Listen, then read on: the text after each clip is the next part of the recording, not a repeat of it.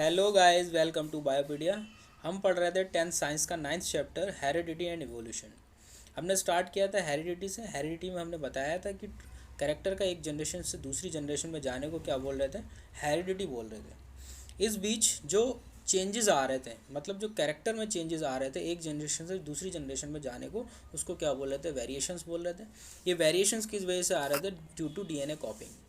जब म्यूसिस होती है तो डीएनए कॉपिंग होती है, उस दौरान उस डीएनए में कुछ चेंजेस आ जाते हैं जिस वजह से जो नेक्स्ट प्रोजेनी होती है उसके करेक्टर में थोड़े बहुत चेंजेस आ जाते हैं और उनको क्या बोलते हैं, वेरिएशंस बोलते हैं। नेक्स्ट एडिंग दी एक्यूमुलेशन वेरिएशन ड्यूरिंग रिप्रोडक्शन। ये जो वेरिएशन होते हैं वो धीरे धीरे इकट्ठे होते रहते हैं, एक्यूमुलेट होते रहते हैं और एक दिन जाकर के एक नई स्पीसीज बन जाती है जिसको हम क्या बोल रहे थे, इवोल्यूशन बोल रहे थे। उसके बाद हमने बताया था कि ये जो कैरेक्टर एक जनरेशन से दूसरी जनरेशन में जा रहे हैं, इनके पीछे कुछ रूल्स हैं, कुछ लॉज हैं। ये लॉज दिए थे मेंडल ने इसके लिए दो लॉज बनाए थे। एक था law of dominance. Law of dominance को हमने समझाया था मोनोहाइब्रिड क्रॉस से। मोनोहाइब्रिड क्रॉस क्या होता है? जिसमें एक कैरेक्टर को हम ध्यान में रख के क्रॉस करवाते हैं और क्रॉस करवाने के बाद हम उसका रेशियो देखते हैं। दो तरीके के रेशियो आते हैं इसमें, एक फिनोटाइपिक रेशियो और दूसरा जीनोटाइपिक रेशियो। फिनोटाइपिक रेशियो मतलब जो देखने से पता लगता है वो क्या होता है, फिनोटाइपिक रेशियो। और जीनोटाइपिक रेशियो वो होता है जो उसके जीन में मौजूद होता है, यानी कि जो उसके एलील्स होते हैं। ठीक है, तो ये सारी बातें हमारी हो चुकी थी। मोनोहाइब्रिड क्रॉस में जो आपके रेशियो आए थे, फिनोटाइपिक रेशियो वो कितना आया था, 3:1। और जीनोटाइपिक रेशियो कितना आया था, 1:2:1। ठीक है, नेक्स्ट आगे चलते हैं। डायहाइब्रिड क्रॉस पढ़ाया था। डायहाइब्रिड क्रॉस में हमने दो कैरेक्टर को ध्यान में रखते हुए क्रॉस करवाया था और वो दो कैरेक्टर कौन से थे, शेप और कलर। शेप में हमने क्या लिया था, राउंड लिया था, और कलर में हमने क्या लिया था, येलो लिया था। ये दोनों कैसे थे, ये दोनों डोमिनेंट थे।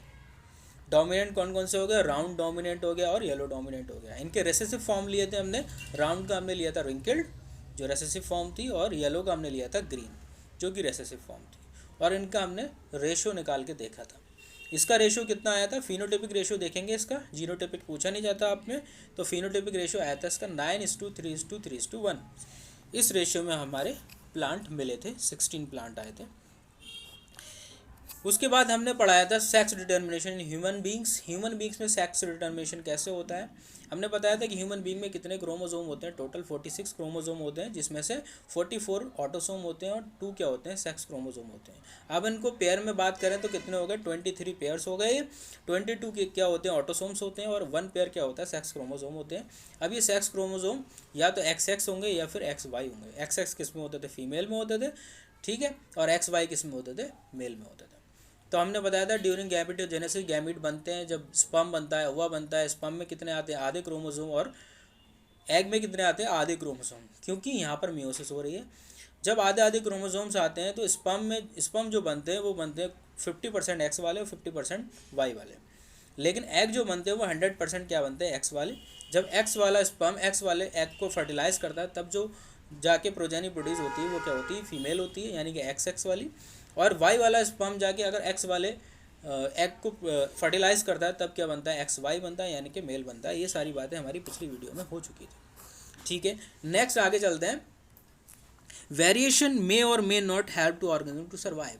यहाँ पर ये कह रहे हैं कि कुछ वेरिएशन ऐसे होते हैं जो ऑर्गेनिज्म को सर्वाइव करने के लिए हेल्प करते हैं, और कुछ वेरिएशन ऐसे भी होते हैं जो ऑर्गेनिज्म को सर्वाइव करने के लिए हेल्प नहीं भी करते हैं। तो कौन से ऐसे वेरिएशन है, उसके लिए कुछ एग्जांपल्स लिए हैं इन्होंने।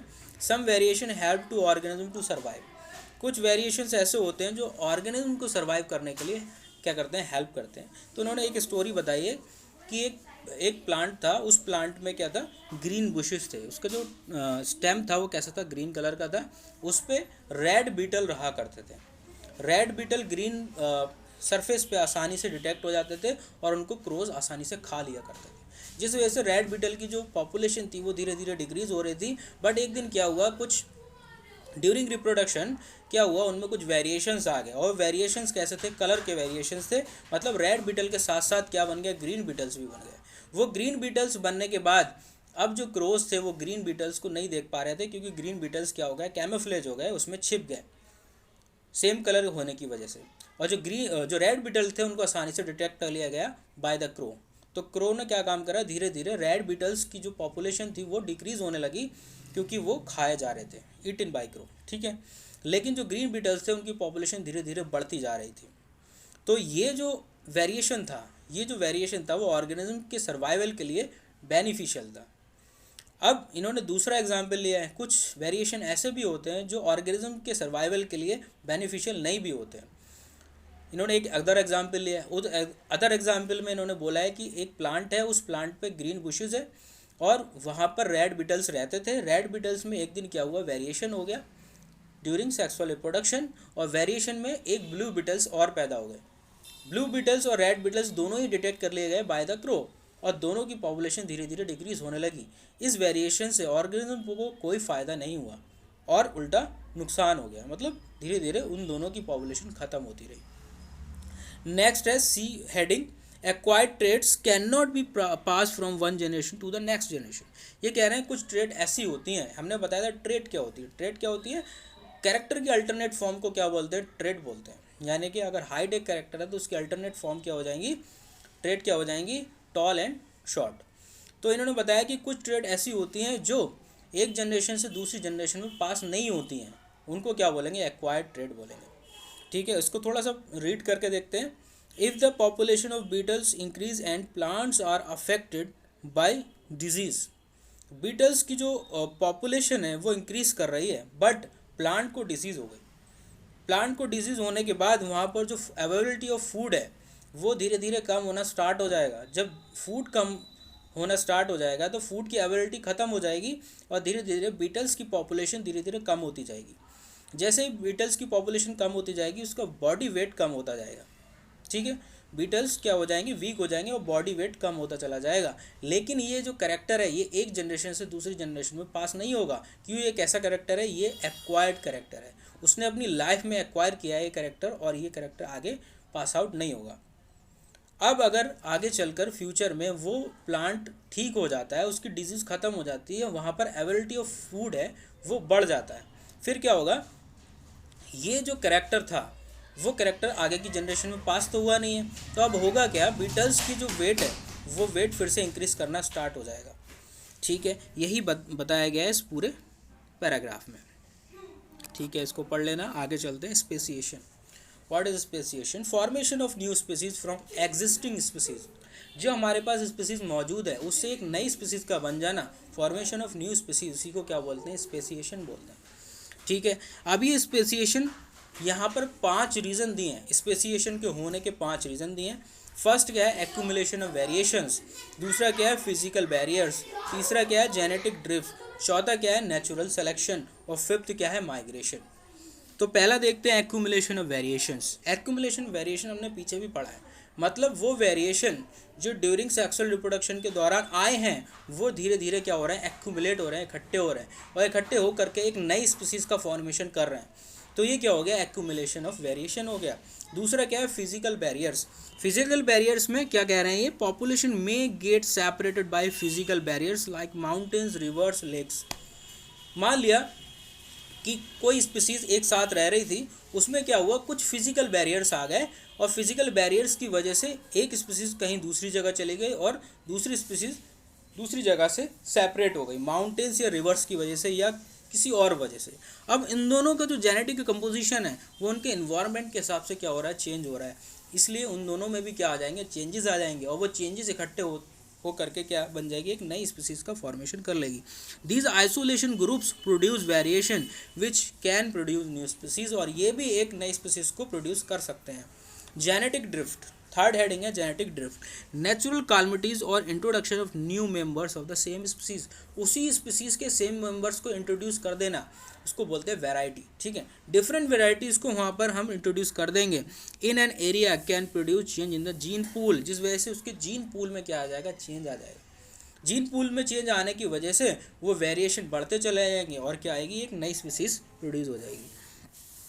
नेक्स्ट है नेचुरल सिलेक्शन। नेचुरल सिलेक्शन का मतलब होता है नेचर जिसको सेलेक्ट करती है, मतलब जो इंडिविजुअल फिट होता है, रिप्रोडक्टिवली फिट होता है या इन्वायरमेंटली फिट होता है, उसको नेचर क्या कर लेती है, सेलेक्ट कर लेती है और आगे की तरफ भेज देती है। और जो वीक इंडिविजुअल होता है वो क्या है, इन्वायरमेंट के थ्रू किल कर दिया जाता है।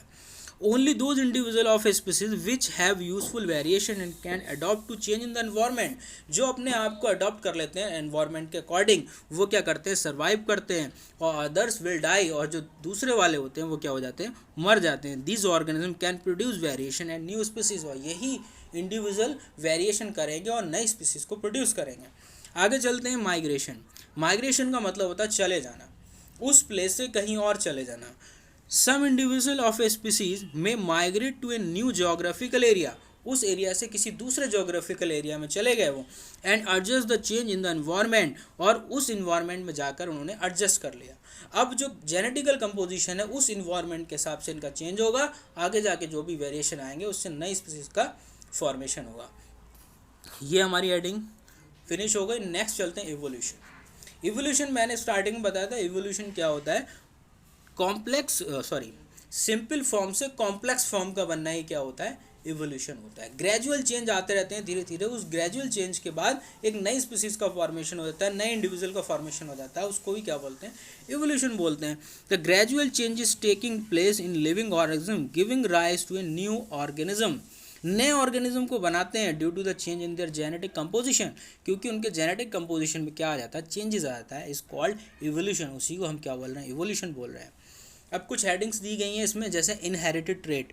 इनहेरिटेड ट्रेट वो ट्रेट होती हैं जो एक जनरेशन से दूसरी जनरेशन में पास आउट होती हैं, और सिर्फ वही ट्रेट एक जनरेशन से दूसरी जनरेशन में पास आउट होती हैं जो जर्म प्लाज्म में मौजूद होती हैं, मतलब जो जीन में प्रेजेंट होती हैं वही ट्रेट एक जनरेशन से दूसरी जनरेशन में जाती हैं। दूसरी होती हैं एक्वायर्ड ट्रेट, वो ट्रेट जो इंडिविजुअल अपने लाइफ टाइम में एक्वायर करता है वो क्या होती है, एक्वायर्ड ट्रेट होती है, और वो जीन में प्रेजेंट नहीं होती है, इसलिए वो आगे की तरफ नहीं जाती है। फॉर एग्जाम्पल, अगर acquired trait or trait which are acquired by any organism during its lifetime and it cannot pass from the one generation to the next generation, it does not result evolution, ये evolution का result नहीं है।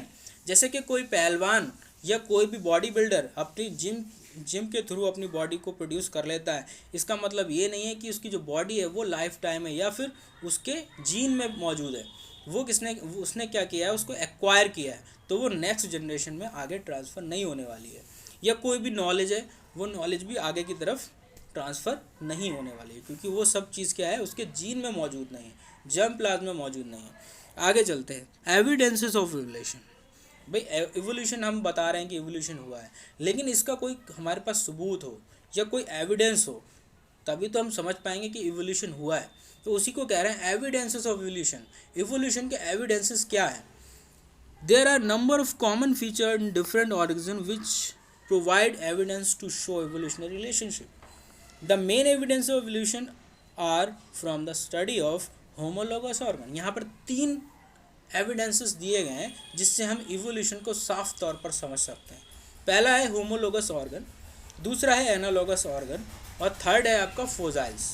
ठीक है, पहला समझ लेते हैं होमोलोगस ऑर्गन। होमो का मतलब होता है सेम, होमो मतलब सेम, लोगस मतलब स्ट्रक्चर। ठीक है, are organism which are similar in structure but different in function, लेकिन इनके डिफरेंट क्या है, फंक्शन है, फंक्शन जो है डिफरेंट है, स्ट्रक्चर इनके सेम है, तो क्या हो गया, वो होमोलोगस ऑर्गन हो गया। अब कुछ एग्जाम्पल देख लेते हैं। The 4 limbs of amphibians. Amphibians कौन होते हैं? फ्रॉग क्या हो गया, एम्फीबियन हो गया। रेप्टाइल्स, रेप्टाइल्स कौन हो गया, जैसे स्नैक क्या हो गया, रेप्टाइल्स हो गया। बर्ड्स, ठीक है, एंड मैमल्स, मैमल्स कौन हो गए, हम लोग हो गए। Have similar structure but different function, हम लोगों के जो फंक्शन है वो सारे के सारे डिफरेंट है। हम 4 लिम्ब से कुछ और काम करते हैं, जो फ्रॉग है वो 4 लिम्ब से कुछ और काम करता है, जो लिजर्ड है वो 4 लिम्ब से कुछ और काम करती है। लेकिन हम लोगों का अगर स्ट्रक्चर देखा जाए, अगर एक्सरे देखा जाए, तो सारे के सारे जो स्ट्रक्चर है वो क्या है, सेम है। फ्रॉग की बात करें, एम्फीबियन की बात करें, uses its 4 limbs for raise to the front of the body, वो अपनी आगे की बॉडी को उठाने का काम करता है, किससे, 4 लिम्स से। लिजर्ड की बात करें, रेप्टाइल्स की, usage its 4 limbs for walking and running, वो अपने 4 लिम्ब का यूज़ करती है वॉकिंग एंड रनिंग के लिए। इसी तरीके से अगर बर्ड्स की बात करें, birds 4 limbs are modified as wing for flying, वो उड़ने का काम कर रही है। इसी तरीके से अगर मैमल्स की बात करें, use for 4 limbs for grasping, walking, running, swimming, flying etcetera. इन सारी चीज़ों में हम अपने फोर लिम्ब का यूज़ कर रहे हैं। दिस शोज इवोल्यूशनरी रिलेशनशिप, मतलब हम लोगों के जो स्ट्रक्चर है वो तो सेम है, लेकिन हम लोगों के जो फंक्शन है वो सबके क्या है, अलग अलग है। अगर इनकी बोन्स का कंपोजिशन देखें तो सारी बोन्स का कंपोजिशन सेम मिलेगा, चाहे वो ह्यूमन हो, चाहे व्हेल हो, चाहे डॉग हो, चाहे बैट हो, चाहे वो लिजर्ड हो, चाहे फ्रॉग हो, एक्सेट्रा। ठीक है, आगे देखते हैं। जैसे कि इसमें जो बोन्स हैं वो कौन कौन सी हैं, यहाँ पर दिया है phalanges, metacarpals, carpals, radius, ulna, humerus. ये पूरी हैंड की बोन है, फोर लिम्स की बोन है। सब में जो कंपोजिशन रहता है वो सेम रहता है। आगे बात करते हैं एनालोगस ऑर्गन। एनालोगस ऑर्गन की बात करें तो एनालोगस ऑर्गन कौन से होते हैं, वहाँ पर होमो था मतलब सेम था, यहाँ पर क्या है, डिफरेंट होंगे। Are organs which are different in structure, structure different है बट सिमिलर इन फंक्शन, लेकिन काम करने में एक जैसे हैं, फंक्शन सबके एक जैसे हैं, तो वो क्या हो गए, एनालोगस ऑर्गन। एग्जाम्पल देख लें, the wings of butterfly, butterfly के विंग्स देख लो। Bird and bat have different structure, bird के विंग्स देख लो या बैट के विंग्स देख लो, सबका काम क्या है, सेम काम है, सब क्या कर रहे हैं, फ्लाइंग का काम कर रहे हैं, उड़ने का काम कर रहे हैं, but different in function, sorry different in structure. इनके सबके स्ट्रक्चर देखे जाए तो अलग अलग हैं, सबके स्ट्रक्चर अलग अलग हैं। होमोलोगस में सबके स्ट्रक्चर सेम थे, फंक्शन डिफरेंट थे। यहाँ पर क्या है, फंक्शन सेम है और स्ट्रक्चर टोटली डिफरेंट है। दिस शोज इवोल्यूशनरी रिलेशनशिप, और यही शो करते हैं इवोल्यूशनरी रिलेशनशिप को। अगर आगे बात करें फोजाइल्स की, तो थर्ड एविडेंस क्या है हमारे, फोजाइल्स। फोजाइल्स मतलब वो हमारे पास सबूत हैं जो आज भी हमारे पास मौजूद हैं। ठीक है, are the remains of organism which lived long ago, ये कुछ बचे हुए पार्ट हैं जो उस टाइम के लिविंग ऑर्गेनिज्म के हैं, जो हमारे पास आज भी मौजूद हैं, जिसकी एज का हमने रेडियो डेटिंग टेक्निक से पता लगाया है।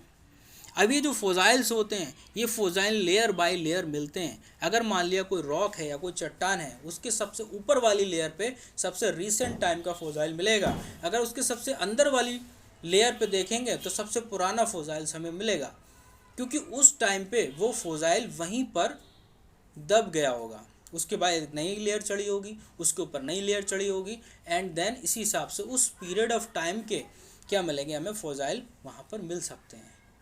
ठीक है, आगे बात करें evolution by stages, stage by stage evolution हुआ है। अगर बात करें इवोल्यूशन ऑफ आईज की, the eye of the planaria are just eye spot, सिर्फ आई स्पॉट थे वहाँ पर डिटेक्शन ऑफ लाइट के लिए। It develop gradually into complex organ, और उससे एक कॉम्प्लेक्स ऑर्गन हमारी क्या बन गई, आई बन गई। Evolution by of feathers, feathers मतलब विंग्स, पंखों का जो इवोल्यूशन हो रहा है।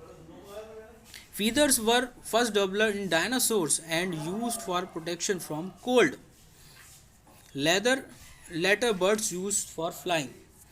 अगर बात करें इवोल्यूशन बाय आर्टिफिशियल सिलेक्शन, हमने कुछ अपनी जान पूछ करके भी क्या करा है, इवोल्यूशन करा है। हम डिफरेंट वेराइटीज़ को साथ में मिला देते हैं, क्रॉस करवा देते हैं, और उससे डिफरेंट वेराइटीज़ प्रोड्यूस हो जाती हैं, और उससे क्या है, आगे चलकर एक नई स्पीसीज प्रोड्यूस हो जाती है। जैसे अगर कैबेज की बात करें, गोभी की, by selecting short distance between the leaves. Cauliflowers की बात करें, बाय सेलेक्टिंग स्टेराइल फ्लावर। ये सब क्या है, आर्टिफिशियल हाइब्रिडाइजेशन से प्रोड्यूस होने वाले प्लांट है। आगे बात करें एम्ब्रायोलॉजी, एम्ब्रायोलॉजी का अगर देखें मतलब development of embryo in the female worm, उसके वॉर्म में जो स्ट्रक्चर प्रोड्यूस होते हैं, ठीक है, वो सब क्या है, एम्ब्रियोलॉजी में आते हैं। अगर एम्ब्रियोलॉजी देखें तो यहाँ पर कई तरीके के एनिमल्स दिए हैं, जैसे फ्रॉग दिया है, ह्यूमन दिया है, रेप्टाइल्स दिया है। इन सब के अगर एम्ब्रियोलॉजी देखें, स्टार्टिंग में सबके स्ट्रक्चर कैसे होते हैं, सेम होते हैं, लीच लाइक सब्सटेंसेस। उसके बाद आगे की स्टेज देखेंगे तो थोड़ा सा चेंजेस आएगा, फिर आगे की स्टेज देखेंगे फिर थोड़ा सा चेंजेस आएगा। इसको बोलते हैं ऑन्टोजेनी रिपीट्स फाइलोजेनी, मतलब हर ऑन्टोजेनी अपनी फाइलोजेनी को क्या करती है, रिपीट करती है। ठीक है, आगे चलते हैं।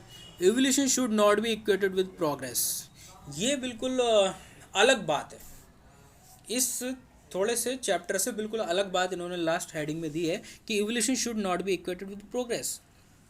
क्या कह रहे हैं, evolution has not resulted in the progress, evolution has resulted in the formation of several complex species from simple species, simple species से कॉम्प्लेक्स स्पीसीज के बनने को ही क्या बोल रहे हैं, इवोल्यूशन बोले हैं, due to the variations, genetic drift and natural selection, जितने हमने पीछे पढ़े हैं। This does not mean that one species get eliminated, इसका मतलब ये नहीं है कि जो पुरानी स्पीसीज है वो एलिमिनेट हो जाएगी और नई स्पीसीज आ जाएगी। उन्होंने यहाँ पर एक एग्जाम्पल भी दिया है बैक्टीरिया का, कि बैक्टीरिया आज भी मौजूद है, जबकि बैक्टीरिया सबसे पुरानी स्पीसीज है, ठीक है, gets eliminated when new species are formed और that new species are better than older species. ऐसा भी ज़रूरी नहीं है कि जो नई स्पीसीज आई है वो पुरानी स्पीसीज से बेटर हो, ऐसा कोई ज़रूरी नहीं है। यहाँ पर कह रहे हैं species get eliminated only if they are not able to adapt to environment, सिर्फ वही स्पीसीज एलिमिनेट होती है इन्वायरमेंट से जो इन्वायरमेंट से कोप नहीं कर पाती है या अडाप्ट नहीं कर पाती है, वही स्पीसीज क्या हो जाती है, एलिमिनेट हो जाती है। आगे बात करते हैं, species get eliminated only if they are not able to adapt to the change in the environment. Several species which could adapt to the change in the environment still continue to survive, for example bacteria, कुछ species adopt कर लेती हैं environment को और adopt करने के साथ साथ वो सर्वाइव करती रहती हैं। आगे बात करते हैं ह्यूमन इवोल्यूशन, ह्यूमन का अलग से इन्होंने इवोल्यूशन छोटी सी हेडिंग दी है, होमो सैपियंस, आज के जो ह्यूमन है उसको क्या बोलते हैं, homo sapiens sapiens. There are a great diversity among human beings in their forms and features around the world। सबसे स्टार्टिंग में जो ह्यूमन आए थे उनको क्या बोल रहे थे, ह्यूमनिड बोल रहे थे, अलग अलग तरीके के वो ह्यूमंस थे। Human being evolve in Africa, first evolve कहाँ हुआ है, अफ्रीका में। Some of them state there are other migrate to different parts of the world, वो अलग अलग चला गया, माइग्रेट कर गया, कुछ अफ्रीका में, कुछ अमेरिका में, कुछ ऑस्ट्रेलिया में, कुछ इंडिया में, ये सब इधर माइग्रेशन हो गया उनका और नई नई वेराइटीज़ प्रोड्यूस हो गए। Then due to the genetic variation and the environmental change in different geographical region they develop change in their forms and features, इस वजह से उनके फॉर्म्स एंड फीचर्स क्या होते गए, चेंज होते गए। ठीक है बेटा, आज के लिए इतना ही काफ़ी है, ये आपका चैप्टर फिनिश हो गया। इसको लाइक कर दो, सब्सक्राइब कर दो, शेयर कर दो। Thank you so much.